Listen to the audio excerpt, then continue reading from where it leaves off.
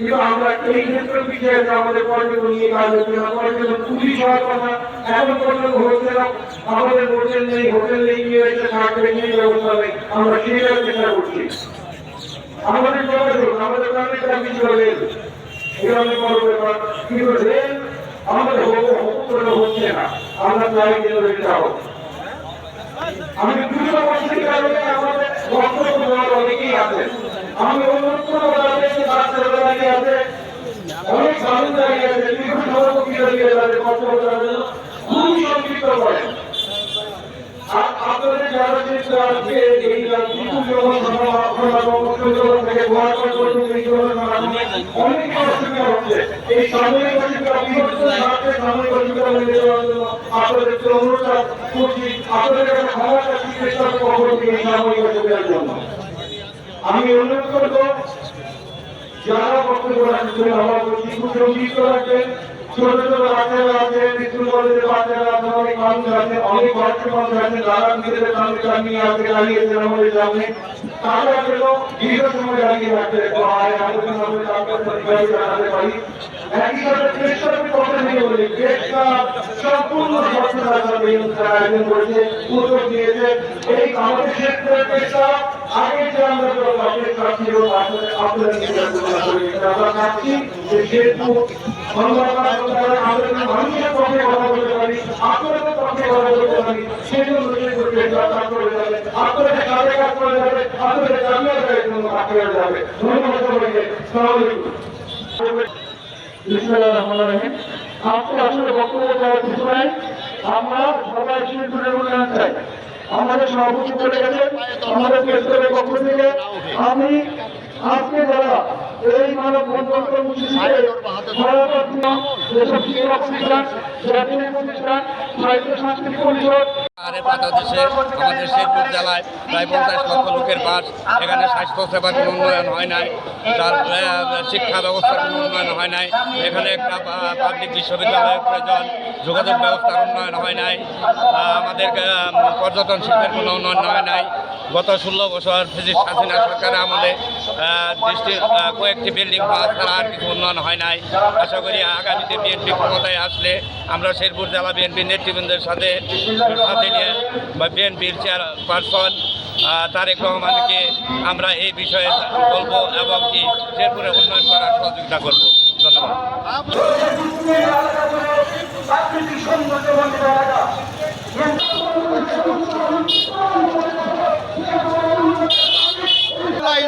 রহিম, আমরা শেরপুরবাসী আজকে এই মানববন্ধন কর্মসূচি দলমত নির্বিশেষে আমরা আয়োজন আসছি। যে কারণটা সেটা হচ্ছে আমাদের বিগত 17 বছর ধরে আমাদের বিভিন্নভাবে বঞ্চিত করা হয়েছে। আমাদের রেল লাইন বরাদ্দ ছিল, সেটা বাতিল করা হয়েছে, মেডিকেল কলেজ বরাদ্দ ছিল, সেগুলো বাতিল করা হয়েছে। তাই আমাদের দাবি যে এই জিনিসগুলো যেন আমাদের আবার ফেরত দেওয়া হয়, আমাদের যেন একটা মেডিকেল কলেজ, আমাদের যোগাযোগ ব্যবস্থার জন্য রেল লাইন যেগুলো আমাদের বরাদ্দ ছিল। এই সরকারের কাছে আমাদের আবেদন যে এই বৈষম্য দূর করে আমাদের শেরপুরের বিভিন্ন তুলসীমালা ধান একটা জিআই প্রোডাক্ট, ছানার পায়ের জিআই প্রোডাক্ট আছে, আমাদের শেরপুরে অপরসম্ভাবনা পর্যটন শিল্প আছে, এগুলোর জন্য সঠিকভাবে পর্যবেক্ষণ করে আমাদের শেরপুরের উন্নয়ন ধারা অব্যাহত রাখা হয়। শেরপুর জেলার মানববন্ধনে সকল স্তরের মানুষ উপস্থিত হয়েছে, কারণ আমাদের শেরপুর জেলা অনেক পিছিয়ে আছে। আমাদের শেরপুর জেলাকে যদি আমরা কোথাও গিয়ে পরিচিতি দিতে চাই, হয় বলতে হয় ময়মনসিংহ শেরপুর, না হয় বলতে হয় জামালপুর শেরপুর। কেন? আমাদের নিজস্ব পরিচয় আমরা বাঁচতে চাই। আর আমাদের শেরপুর জেলা সবচেয়ে অবহেলিত জেলা, কেননা এখানে কোনো ভালো হসপিটাল নেই, রেল লাইন নেই। এখনকার যুগে একটা ভার্সিটি স্টুডেন্টদের সুশিক্ষিত করে গড়ে তোলার জন্য ভালো কোনো ভার্সিটি নেই। প্রধান উপদেষ্টার কাছে আকুল আবেদন, আমাদের শেরপুর জেলার দিকে একটু নজর দিতে হবে। আমরা বৈষম্যের শিকার হতে চাই না। আমাদের শেরপুর জেলা বৈষম্যের শিকার এমনি অনেক দিন থেকে। আমাদের প্রধান উপদেষ্টা প্লাস আমাদের সেনা প্রধানের কাছে আকুল আবেদন, আমাদের শেরপুর জেলাকে সুপ্রতিষ্ঠিত করে গড়ে তোলার জন্য আপনারা একটু সুনজর দিবেন। ধন্যবাদ।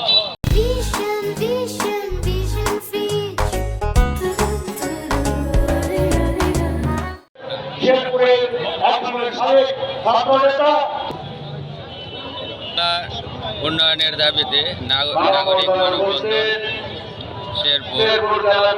আমি আজকে এই মানববন্ধনকে স্বাগত জানাই। তার সাথে এইখানে যারা উদ্যোগী নেতাকর্মী কিংবা সাংবাদিক ভাইয়েরা আছেন প্রত্যেকে আমি আমার দলের পক্ষ থেকে সাধুবাদ জানাই। আমি আশা করছি যে জনাব মোহাম্মদ আমাদের শেরপুরের কৃতি সন্তান জনাব মোহাম্মদ ওয়ারকুজ্জামানের মাধ্যমে আমাদের এই দাবি দাওয়াগুলো পূরণ করা হবে। সকলকে ধন্যবাদ। আসসালামু আলাইকুম। তিনি আমাদের শেরপুরের অহংকার। বাংলাদেশের এখন পর্যন্ত প্রত্যেক প্রতিষ্ঠানের স্বচ্ছতা চাই, নিরপেক্ষতা চাই, উন্নয়ন চাই। এই আহ্বান রেখে আজকের এই মানব আগামীতে আমার দলীয় সরকার আসবে। আমরা শেরপুরের যত উন্নয়ন দরকার এবং আমার সাথে আমরা করব। আমার নেতৃবৃন্দ বক্তব্য দিবেন। আমি আমার বক্তব্য না বাড়িয়ে শেষ করছি। আসসালামু আলাইকুম। ধন্যবাদ সকলকে। আমরা এই প্রেস ক্লাব কর্তৃক যে উন্নয়ন শেরপুরের জেলার উন্নয়নে শিক্ষক সমিতি উত্তর শেরপুরের উন্নয়নের জন্য শুভকামনা করছি। ধন্যবাদ। নির্বাচিত হয়েছিল। আমাদের শেরপুরের প্রাণের দাবি, আমাদের এই দাবি ইনশাল্লাহ আমরা আদায় করে ছাড়বো, কারণ আমরা কোনো কিছু থেকে বঞ্চিত। শেরপুরকে বৈষম্য মধ্যে আনা হয়েছে, বৈষম্য বিরোধী করা হয়েছে, যার ফলে আমরা শেরপুরবাসী একত্রতা পোষণ করছি। আমরা যেন অচিরেই আমাদের দাবি রেল লাইন, মেডিকেল কলেজ এবং পূর্ণাঙ্গ বিশ্ববিদ্যালয় চাই। ধন্যবাদ। আপনারা জানেন ময়মনসিংহ বিভাগের সবচেয়ে অবহেলিত জেলা একটি শেরপুর জেলা। ময়মনসিংহ বিভাগের অন্যান্য জেলাতে উন্নয়ন হলেও শেরপুর জেলাতে সঠিক নেতৃত্বের অভাবে কোনো উন্নয়ন হয়নি। রেল লাইনের মতো গুরুত্বপূর্ণ স্থাপনা, মেডিকেল কলেজ এবং অন্যান্য বিশ্ববিদ্যালয় সহ কোনো কিছুই আমাদের শেরপুরে হয়নি। দেখেন পার্বত্য চট্টগ্রামের দুর্গম জেলাগুলোতেও মেডিকেল কলেজ, বিশ্ববিদ্যালয় হয়েছে, কিন্তু আমাদের শেরপুরে হয়নি। আমরা চাই বৈষম্য নিরসনে আন্দোলনের মাধ্যমে আমরা যে নতুন বাংলাদেশ পেয়েছি, এই বাংলাদেশে আমরা শেরপুর যেন আর কোনো বৈষম্যের শিকার না হই। আমরা চাই এই শেরপুরেও উন্নয়নের ছোঁয়া লাগুক।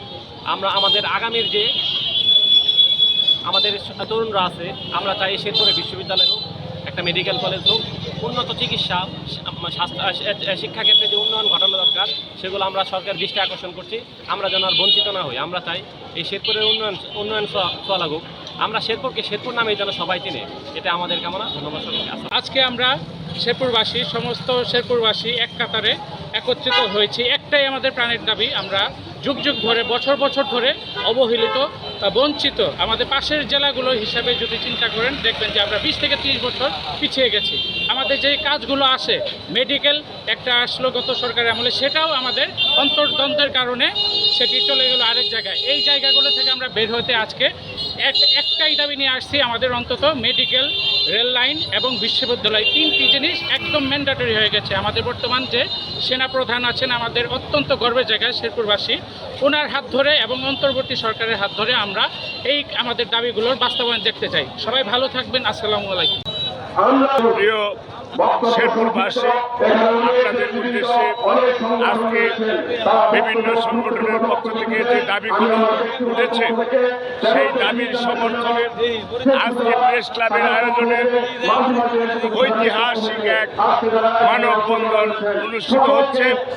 এই মানববন্ধনের মাধ্যমে আমরা বর্তমান সরকারকে জানিয়ে দিতে চাই যে বর্তমান সরকারের কাছে আমাদের দাবি, আগামী দিনে যে সমস্ত উন্নয়নমূলক কর্মকাণ্ড হবে তার মধ্যে একটি রেল লাইন স্থাপন এবং বিশ্ববিদ্যালয় স্থাপন করার জন্য এবং মেডিকেল কলেজ স্থাপন করার জন্য আমরা এই সরকারকে অনুরোধ করছি।